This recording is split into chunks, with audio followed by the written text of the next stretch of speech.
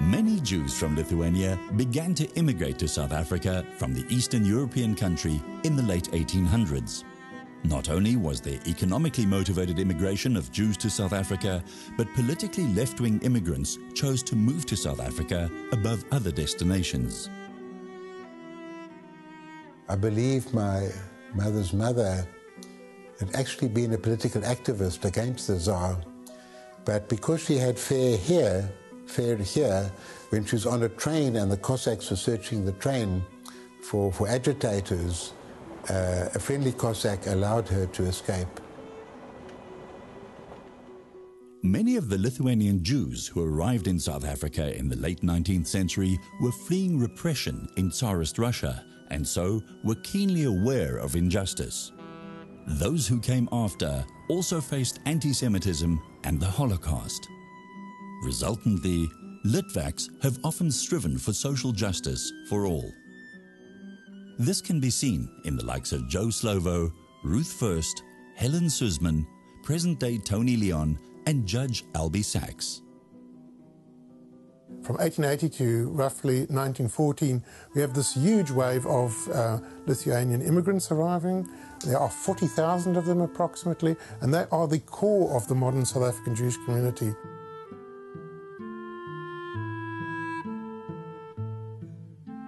My paternal grandfather, Coleman Mayer Goldstein, came to South Africa in 1899. So I think that whole journey of the way he moved from Lithuania via England to Oudtshoorn to Johannesburg was typical very much of the Lithuanian Jews who came through to South Africa without necessarily having a particular trade. They could rely very much on the support of family and of people who come from the same town of Landman, from the same sort of area.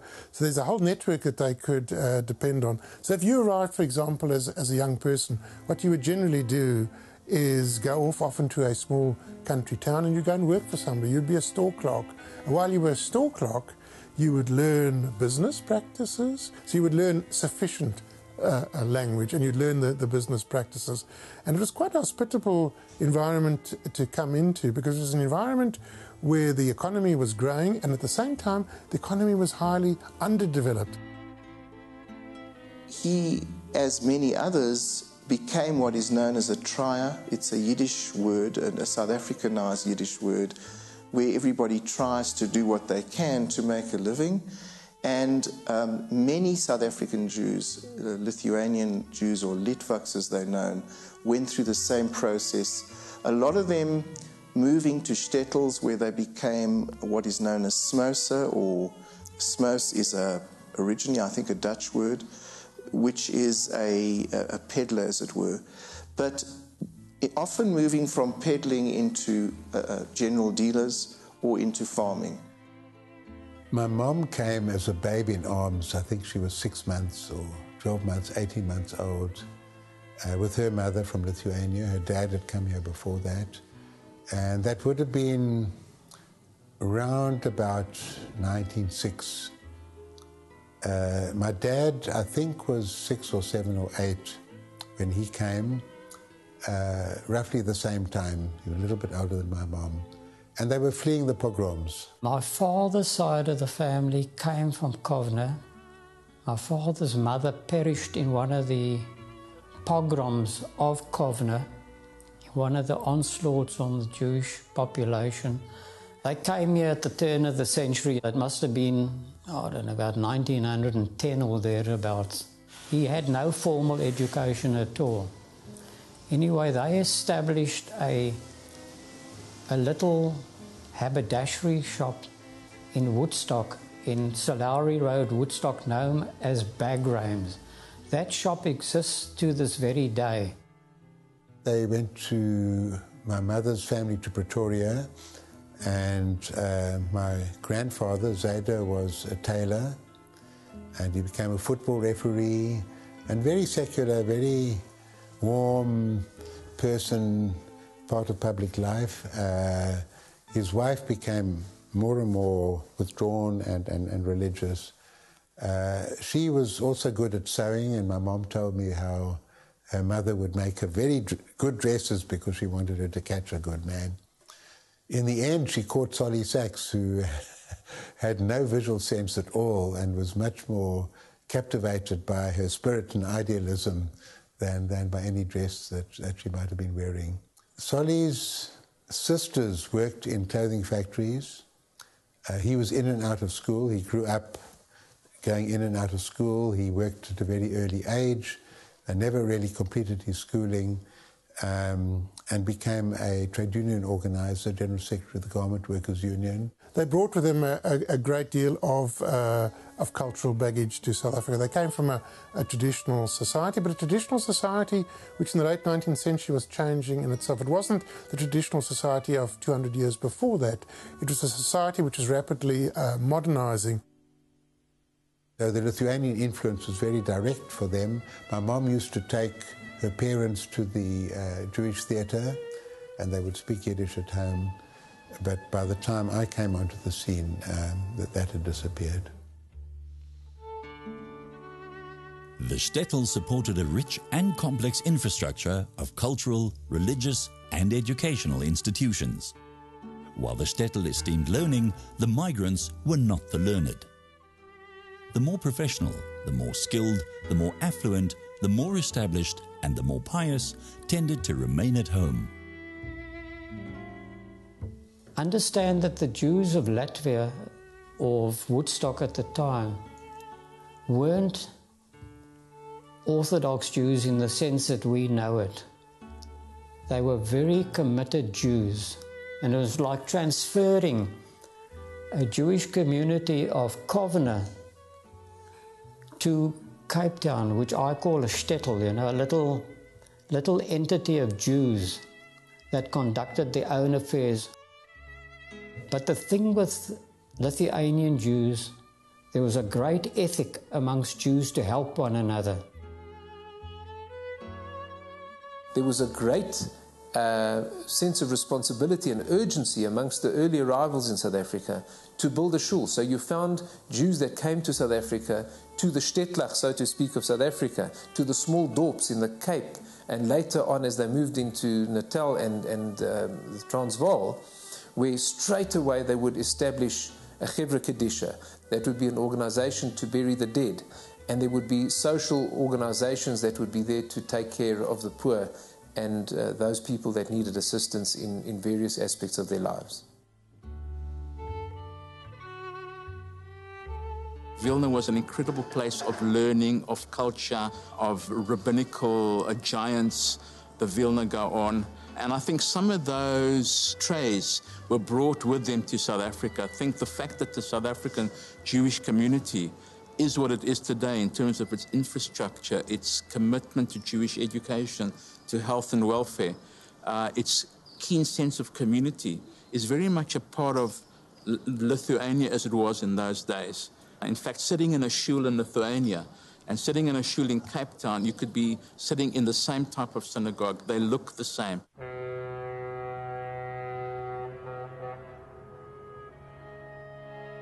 With the arrival of the Litvak Jews, tensions began to rise with the already assimilated Anglo-Jews. The Eastern European Jews were contemptuous of the English Jews, who they felt had discarded their religious practices, where the synagogue was less a place of regular worship and study, but rather a symbol of the community's social ambitions, and it represented a westernized Jewish community's search for social acceptance in a Gentile world. The Anglo-Jews felt ashamed of the Litvak Jews' behavior and living conditions, but felt a responsibility to help them irrespective of their feelings. But as time moved on, the tensions started to disappear, and the Eastern European Jews acculturated and anglicized themselves, sending their children to government schools and only speaking English at home. Because the Litvaks outnumbered the Anglo-Jews, they quickly assumed positions of leadership within the Jewish community. Well, they were very adaptive, and what they did was to, in fact, combine what they had brought with them with the new.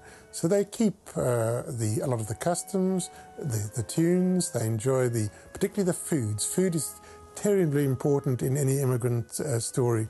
And food is your Madeleine. It's what reminds you of the old country. It reminds you of your parents and of your own childhood. So that's one of the very important things that you retain are the traditional foods. So the traditional foods of Jewish Lithuania are very much present in South Africa and are continued right through to the present day.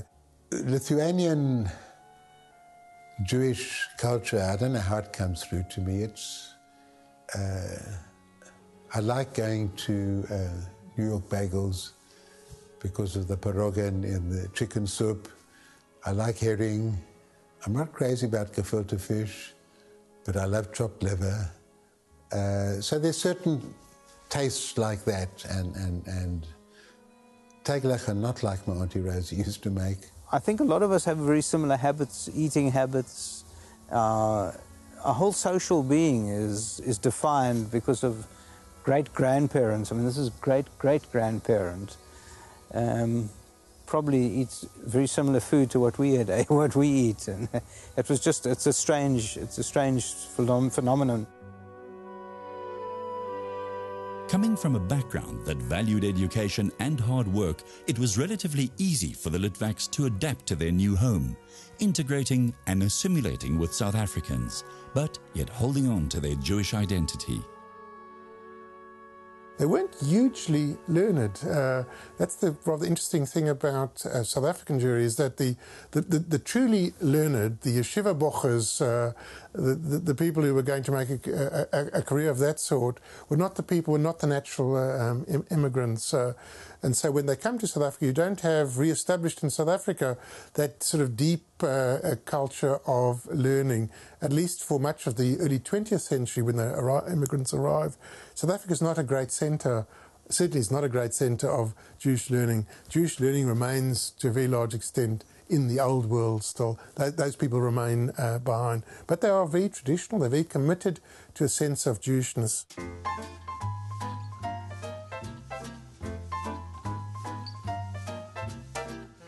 There were 300 Jewish families in Woodstock, Salt River. It was an interesting life in Woodstock. There was a synagogue, or shul as we called it, in Argyle Street, the bottom of Argyle and Lower Albert Road. 300 Jewish families. And that was our social life of the time. That we children were so happy. The shul was our community service, a community centre, and it was our home. It was our social life, not only for the children, but for the adults as well. We were all poor, but we somehow survived, and we were happy.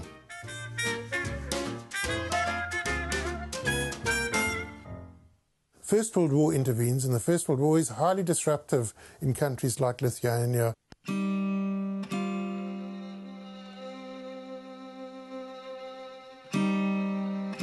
Jewish communities are being very, very badly affected by the war itself. And of course, immigration stops. There's no possibility of immigration. After First World War, Jewish communities in this part of the world once more became very poor. For a few years, majority of Lithuanian towns were empty. They left Russian Empire and coming back to independent Lithuania. And when you're coming back without a thing, you have to start from the beginning. So once more, the new immigration wave from Lithuania in 20s and 30s was very huge. This upsets a lot of people in South Africa. There's a strong anti-alien sentiment in South Africa. People don't want these foreign-looking immigrants coming into the country.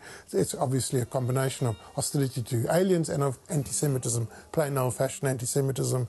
And in 1930, a measure is introduced, a statute is introduced, effectively stopping immigration from Eastern Europe. So that is really the terminal point for immigration from Eastern Europe. Jews continue to arrive subsequently, but they're Jews essentially from Central Europe, from Germany. And that continues into the 1930s until a further measure is introduced, halting immigration from from Central Europe